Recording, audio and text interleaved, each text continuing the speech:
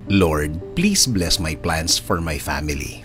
Panginoon, maraming salamat sa laging pagbibigay ng mga araw na puno ng blessings. Salamat sa proteksyon mo na lagi kong kasama para sa akin at aking buong pamilya. Thanks always for your provision, your guidance and protection. Thank you also, God, for faithfulness and love for us, Lord. Panginoon, i-bless niyo po ang aking plano sa aking buhay at sa aking pamilya. Alam ko po na lagi niyo akong pinoproteksyonan kasama ng aking mga pangarap.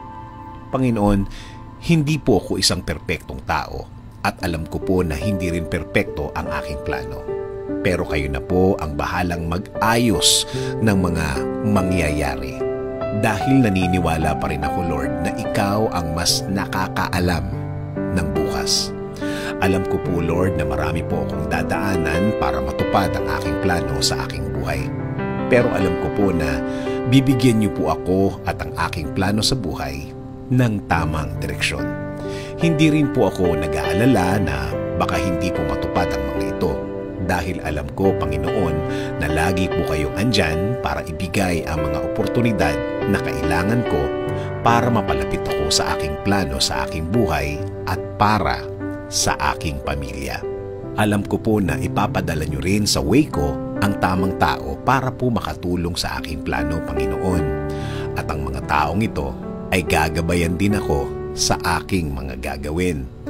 Lord, please clear my mind always so I can focus on the things that I need for my plan. Ilayo niyo po ako sa mga bagay na maglalayo sa akin sa magandang plano para sa aking buhay. Kaya Lord, I am submitting my plan to your plan. Alam ko po na kapag kayo ang nagplano, mas malinaw at mas makakabuti sa akin at sa aking pamilya. Lord, please keep me safe and my family always. Kayo na po ang bahala sa amin at sa aming mga bukas. Kayo na rin po ang bahala, Panginoon, sa aming bayan. Patuloy kaming magtitiwala at maniniwala sa inyong grasya, Panginoon. This is our prayer.